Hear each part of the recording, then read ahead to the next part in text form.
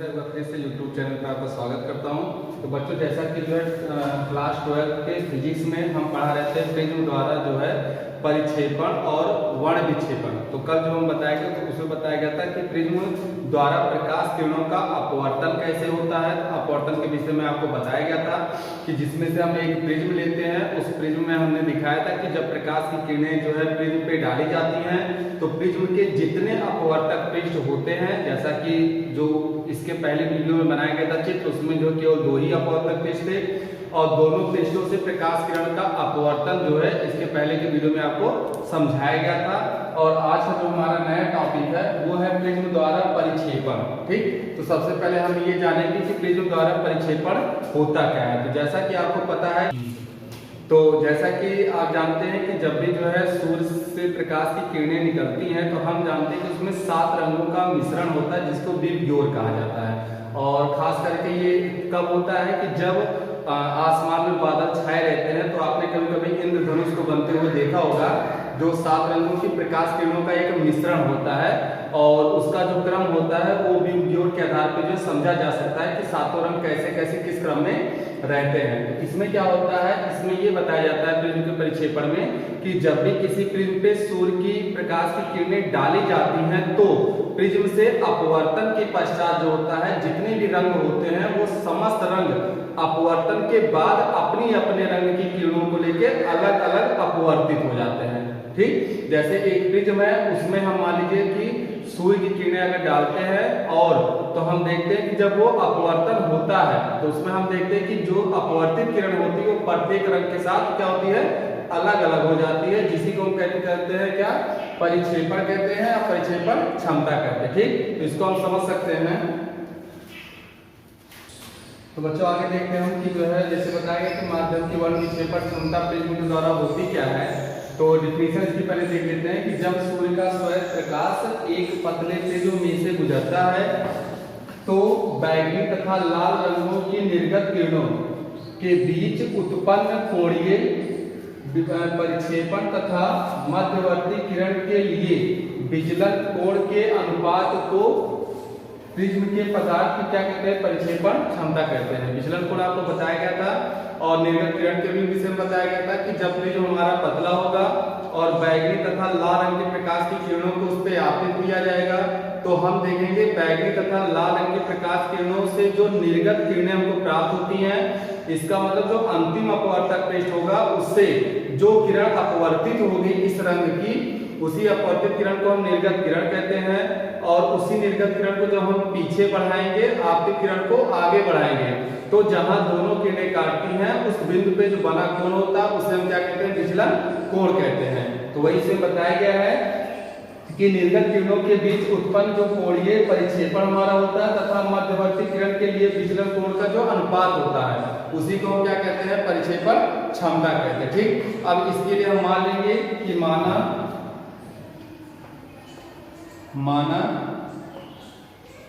बैंगनी रंग की प्रकाश किरण के लिए अपवर्तनांक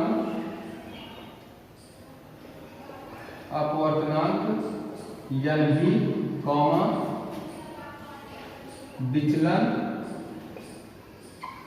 विचलन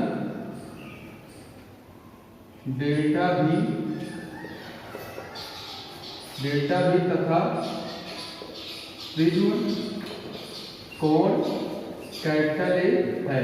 मान लेते हैं कि अगर हम बैंगनी रंग की प्रकाश किरण की बात करें तो उसके लिए जो अपवर्तनांक है उसको हम NV से दर्शाएंगे और जो विचलन होगा हमारा बैंगनी रंग का विचलन उसको हम डेल्टा V से दर्शाएंगे तथा जो हमारा प्रिज्म कोण होगा उसको हम किससे दर्शाएंगे, कैपिटल A से। तो इससे जो संबंध हमें प्राप्त होगा delta V equal to NV-1 into capital A, इसको मान लेंगे हम समीकरण 1। अब इसी प्रकार हम प्राप्त कर लेंगे किससे, आगे प्राप्त करेंगे हम लाल रंग के लिए। तो लाल रंग के लिए भी हम सेम ऐसे ही प्राप्त कर लेंगे कि उसमें भी मान लेंगे कि माना कि लाल रंग की प्रकाश किरण का जो अपवर्तनांक है वो क्या है हमारा, NR है। तो यहाँ पे लाल रंग के लिए जो मानेंगे तो माना लाल रंग की प्रकाश किरण के लिए, तो अपवर्तनांक हमारा क्या हो जाएगा, अपवर्तनांक n r कॉमा विचलन डेल्टा r, और प्रिज्म कोण हमारा वही रहेगा क्योंकि प्रिज्म कोण में परिवर्तन नहीं होगा, तो प्रिज्म कोण कैपिटल A है। तो अब इसके लिए जो है लाल रंग की प्रकाश किरण का जो संबंध हमें मिलेगा वो मिल जाएगा delta r equal to n r minus 1 into capital A। इसको मान लेंगे हम समीकरण 2, ये हो जाएगा हमारा समीकरण 2। अब आगे देखते हैं, ये जो है ये आ गया हमारा बैंगनी रंग के प्रकाश के लिए जो है विचलन, और ये आ गया हमारा जो है लाल रंग के प्रकाश के लिए विचलन। अब हम जो है इन दोनों का अंतर निकालेंगे, तो हम लिखेंगे समीकरण 1 माइनस 2।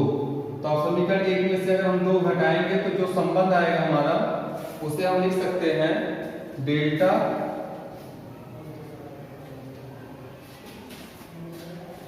समीकरण 1 में से अगर हम 2 घटाएंगे तो उसको लिखेंगे समीकरण 1 माइनस 2, और जिसमें हो जाएगा हमारा ये delta v minus delta r equal हो जाएगा हमारा। अब डेल्टा v का मान नीचे हम लिखे थे n v minus 1 into capital A, और माइनस हो जाएगा हमारा ब्रैकेट में n r minus 1 into capital A।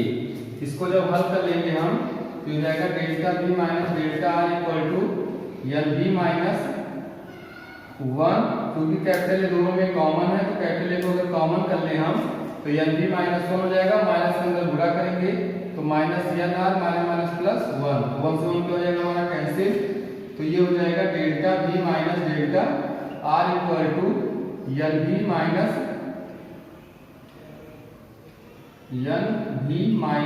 n r, और इंटू क्या हो जाएगा a, और इसी को हम कहेंगे बैंगनी तथा लाल रंगों के किरणों के बीच कोणीय परिक्षेपण, कोणीय परिक्षेपण। तो ये बैंगनी तथा लाल रंगों के किरणों के बीच हमारा क्या हो जाएगा, कोणीय परिक्षेपण हो जाएगा। और मान क्या है इसका, जो अभी निकाला गया delta v minus delta r equal to n v minus n r, और इंटू हो जाएगा कैपिटल A। इसको हम मान लेंगे समीकरण 3 मान लेंगे, ठीक। अब उसके बाद जो है हम पीले रंग के लिए निकालेंगे, तो इसमें क्या हो जाएगा कि पीले रंग के प्रकाश किरण के लिए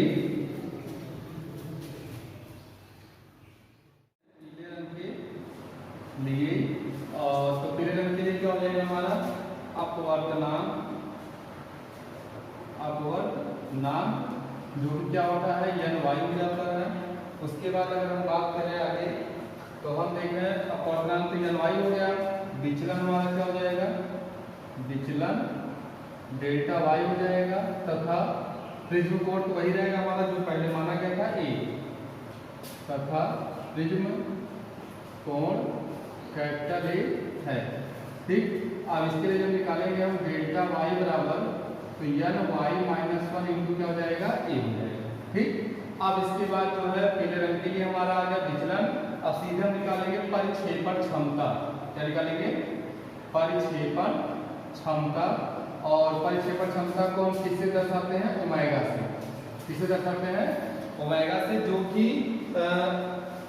बैंगनी तथा लाल रंग के किरणों के बीच कोणीय परिक्षेपण और जो पीले रंग के प्रकाश की किरण है इसके विचलन के अनुपात को ही कहते हैं। तो यहाँ पे क्या हो जाएगा हमारा delta v minus delta r upon हो जाएगा डेल्टा y माइनस 1।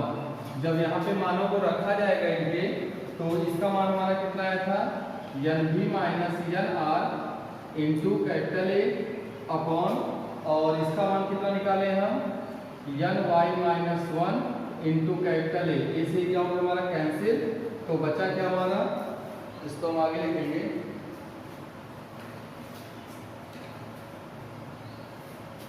तो ये हो जाएगा हमारा परिक्षेपण क्षमता omega equal to N V minus N R upon N Y minus 1।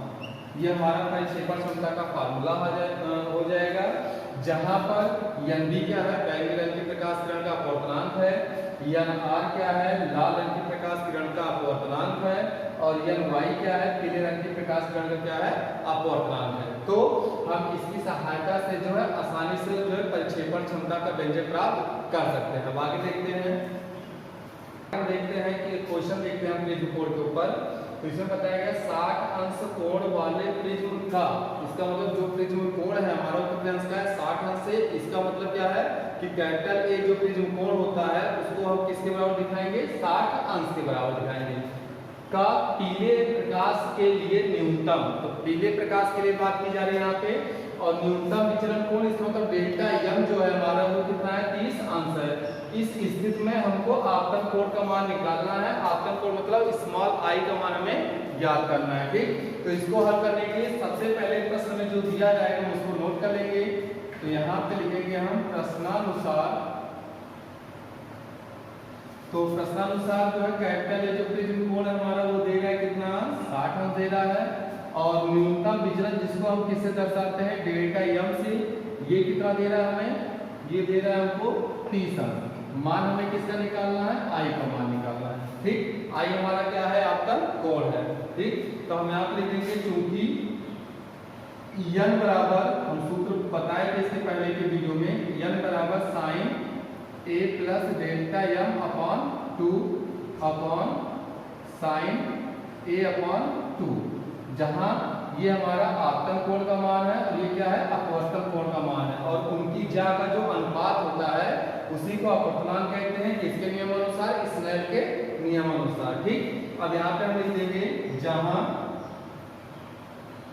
Small i equal to a plus delta M upon 2 equal, तो हम यहाँ पे देख रहे हैं कि स्मॉल आई जो है हमारा वो आपतन कोण है, और जिसका मान किसके बराबर होता है, a plus delta M upon 2 के बराबर होता है। क्यों, क्योंकि स्नेल का नियम आपको इसके पहले के वीडियो में बताया गया था कि आपतन कोण जो आई होती है उसकी ज्या जब निकालते हैं साइन आई, और जो अपवर्तन कोण आर होता है उसकी ज्या जब निकालते हैं तो साइन आर होता है, और इसी के अनुपात को क्या कहते हैं, हम अपवर्तनांक कहते हैं, ठीक। तो जब विचलन की स्थिति में हमने प्रिज्म द्वारा प्रकाश किरण का अपवर्तन हमने बताया था, तो वहां पे हमने निकाला था जो आपतन कोण आई का मान जो हमारा निकला था वो a plus delta M upon 2 निकला था, और अपवर्तन कोण r का जो मान निकला था वो a अपॉन 2 निकला था।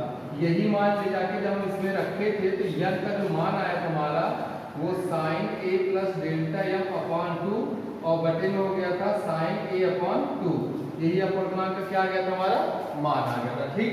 तो यहाँ पे अगर हम बात करें तो ये जो a plus delta M upon 2 है ये आपतन कोण आई का मान है, और इसी का मान हमें प्रश्न में क्या करना है, ज्ञात करना है, ठीक। तो जो पद हमको दिए गए हैं उनके मानों को हम रख देंगे। तो हम देखेंगे अगर ध्यान से तो प्रश्न में प्रिज्म कोण a का मान कितना दे रहा है, 60 अंश, तो यहाँ पे देंगे 60 अंश धन, और न्यूनतम विचलन कितना दे रहा है हमारा, 30 अंश अपॉन 2। अब 60 में 30 जोड़ देंगे, 90 में 2 से भाग कर देंगे, कितनी बार जाएगा, 45 अंश। तो आई बराबर हमारा क्या हो जाएगा, 45 अंश, यही हमारा क्या हो जाएगा, आपतन कोण हो जाएगा, ठीक। तो हमने देखा कि इस क्वेश्चन में यदि हमको प्रिज्म का कोण ज्ञात हो और क्या ज्ञात हो, न्यूनतम विचलन अगर हमें ज्ञात हो, तो हम आपतन कोण का मान और अपवर्तन कोण का मान दोनों के मानों को बड़ी सरलता से ज्ञात कर सकते हैं, ठीक। अब देखते हैं, तो अब हम देखते हैं कि आई का मान जो है 45 अंश हमको प्राप्त हो गया, यही हमारे आपतन कोण का मान हो गया, ठीक। तो आप जो है प्रिज्म कोण और न्यूनतम विचलन पे जो भी न्यूमेरिकल आपको दिए जाएंगे उसको आप लगाइएगा। किसी प्रकार की समस्या अगर इसमें आती है तो आप उसको YouTube चैनल के कमेंट की सहायता से पूछ सकते हैं, जिसका निस्तारण अगले वीडियो में किया जाएगा।